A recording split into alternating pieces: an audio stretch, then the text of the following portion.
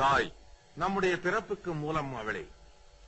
உலகத்தில் நமக்கு சர்வ நிச்சயமாக தெரிந்த உண்மை எது? தாய், அவள் மட்டுமே. இன்ன தாயின் வயிற்றில் பிறந்தோம் என்பதை மட்டுமே நாம் அறிவு. தாய் காட்டித்தான் தகப்பனை அறிவு. தகப்பன் கொண்டு போய் உட்கார வைத்து ஹரி நமத்து சிந்தம் என்று எழுதச் சொல்லும் போதுதான் நாம் குருவை அறிவு. அன்பே கடவுள், அறிவே தெய்வம் என்று குரு சொல்லிக் கொடுத்த பின்னாலேதான் நாம் தெய்வத்தை அறிவோம். அதனாலேதான் சுருக்கமாக 4 சொற்களை வைத்து மாதா, பிதா, குரு, தெய்வம் என்று சொன்னார்கள். இந்த 4 வரிசையிலே சர்வ நிச்சயமாக நமக்கு தெரிந்த ஒரே உண்மை மாதா, சந்தேகத்துக்கு இடமாக இருப்பது தெய்வம். சர்வ நிச்சயமாகவும் சந்தேகத்துக்கு இடமாகவும் இருப்பது பிதாவும் குரு. இவர்கள் இருவர் பற்றியும் சந்தேகம் எழலாம். இந்த சந்தேகங்கள் உண்மையாகவும் இருக்கலாம். தெய்வம் முழுக்க சந்தேகத்துக்குரியது, ஆனால் அடையும் போது அது முழுக்க உண்மையானது. மாதா சந்தேகத்துக்கே இடமில்லாது. அவளிடமிருந்து நம்முடைய ஜனனம் ஆரம்பமாகிறது. ஜனனம் ஆரம்பமாகும் போது இந்த தாயினுடைய வயிற்றில் நாம் பிறக்க வேண்டும் என்று கேட்டுக்கொண்டு வரம் வாங்கி பிறப்பதில்லை. அந்த இருவருடைய சந்தோஷத்தின் பலனாக ஆண்டவன் நம்மை அனுப்பி வைக்கிறார். அதனாலேதான் பிறப்பு என்பது ஆண்டவன் கொடுத்தது என்று அழைக்கிறார்கள் இந்துக்கள். ஆண்டவன் கொடுத்ததா, பிறகு தாய் தந்தை இல்லை என்ன என்ற கேள்வி கேட்கின்றவர்கள் இதை அறிய வேண்டும். தாய் தந்தையினுடைய விருப்பத்தின்படி ஆண் குழந்தையோ பெண் குழந்தையோ பிறக்கவில்லை. ஆண்டவருடைய விருப்பத்தின்படியே நாம் ஜனிக்கிறோம். அதற்கு 2 கருவிகள், தாயும் தந்தையுமா. ஜனனம் நமக்கு சர்வ நிச்சயமாக தெரிந்து விடுகிறது. எந்த ஒரு குழந்தை பிறப்பதானாலும் கூட 10வது மாதம் அந்த குழந்தை பிறக்கும் என்று ஒரு தேதி நிர்ணயிக்கப்பட்டிருக்கிறது. பெரிய பெண்ணாக வளர்கிற ஒரு பெண் 16 வயதிலேயும் வரலாம், 18 வயதிலேயும் வரலாம். ஆனால் குழந்தை என்பது 10 மாதங்களிலேதான் பிறக்கும் என்பது ஒன்றுதான் உலகத்தில் உண்மை. அதன் பின்னாலே மரணம் என்பது இன்ன தேதியிலே வரும் என்று யாருக்கும் நிச்சயமான டைரி கிடையாது. 16லே வரலாம், 20லே வரலாம், 60லே வரலாம். எந்த வயதிலேயும் மரணம் வரலாம். விபத்திலே வரலாம், எந்த நிலையிலேயும் வரலாம் மரணம். ஆனால் பிறப்பு என்பது நிர்ணயிக்கப்பட்டது போல மரணத்தின் தேதி நிர்ணயிக்கப்படவில்லை. இன்ன தேதியில் இன்னார் மரணமடைவார் என்கின்ற குறிப்பு அவன் கையிலேயே ஆரம்பத்தில் இருந்திருக்குமானால் ஆண்டவனை பற்றிய சிந்தனை அவனுக்கு வந்திருக்காது. மரணம் எங்கே ரகசியமாக வைக்கப்பட்டதோ அங்கேதான் ஆண்டவன் தன்னையும் வைத்தார். மரணம் எப்போது வரும் என்று தெரியாதாலேதான் மனிதன் கோவிலை நாடுகிறார். ஆபத்திலேதான் ஆண்டவனை அவன் உணர்ந்து கொள்ளுகிறார். சாலையிலே போய்கொண்டிருக்கும் போது சந்தோஷமாக பேசிக்கொண்டு காரிலே போகிறவன் எதையும் பேசிக்கொண்டு போகலாம். ஆனால் அந்த கார் ஒரு மரத்திலே மோதும் போது அவன் வாயிலிருந்து அவனை அறியாமல் வருகின்ற வார்த்தை ஆண்டவனே என்பதே தவிர அடுத்தொரு வார்த்தை வராது.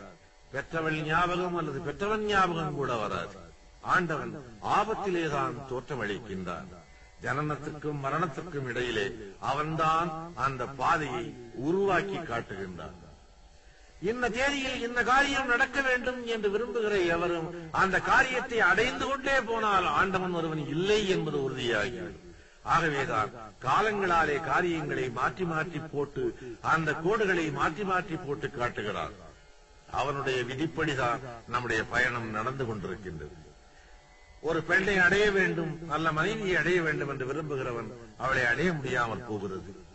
எது வேண்டுமானாலும் கிடைக்கட்டும் என்றிருப்பவன் ஒரு நல்ல மனைவியை அடைய முடிகிறது. இவையெல்லாம் ஆண்டவன் எழுதிய எழுத்து, கடவுள் அமைத்த மேடை.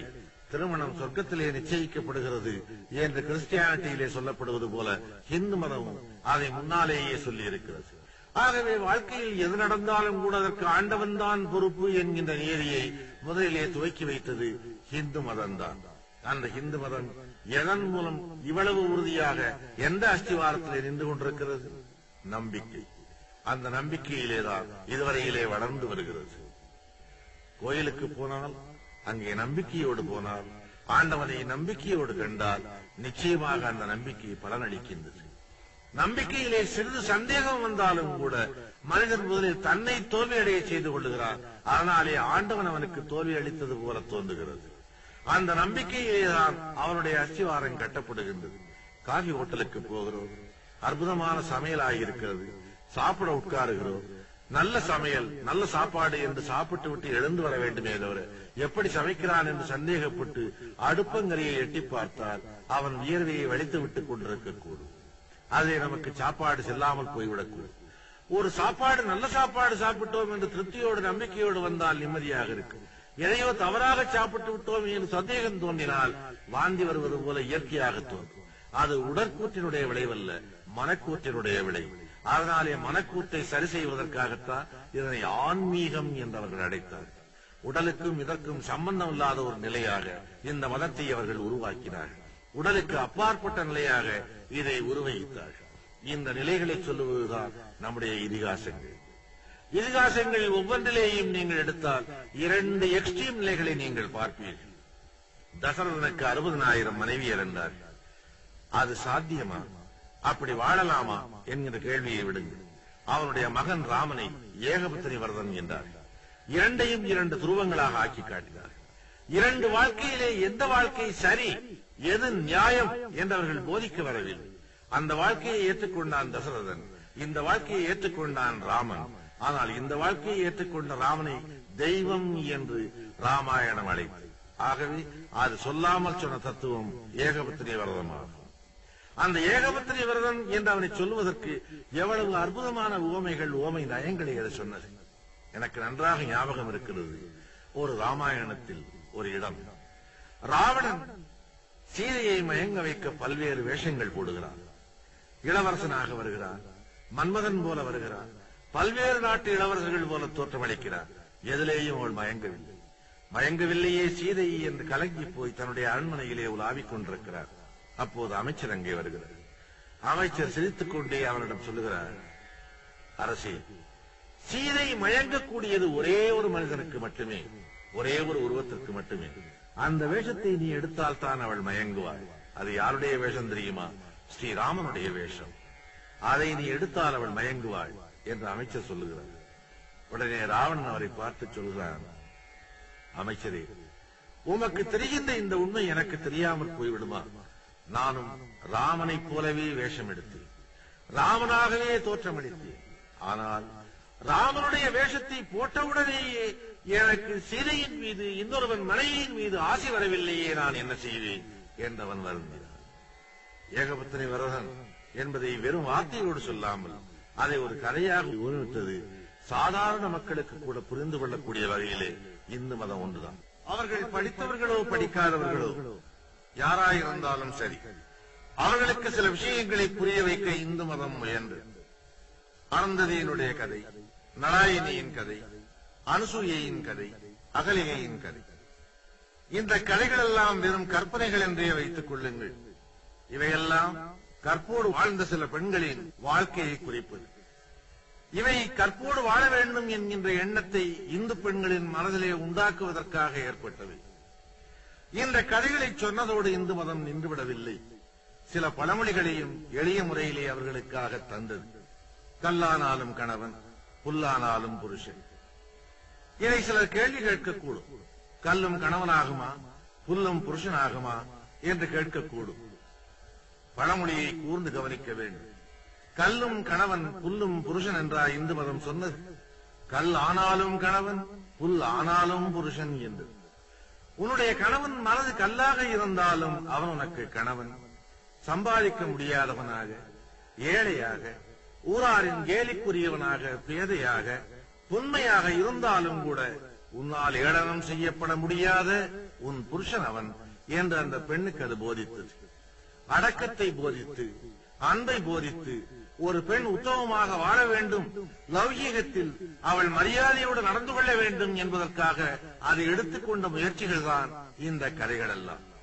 இதிகாசமோ, புராணமோ அல்லது சிறிய சிறிய கதைகளோ, இவைகளெல்லாம் ஒரு பெண்ணையும் ஆணையும் ஒழுங்கான வழியில் நடக்க வைப்பதற்காக எடுத்துக்கொண்ட முயற்சிகளால் காலங்களாலே இந்த முயற்சிகள் வெற்றி பெற்று வந்திருக்கின்றன என்பதை வரலாறு நம்முடைய கண்முன்னாலேயே காட்டுகிறது.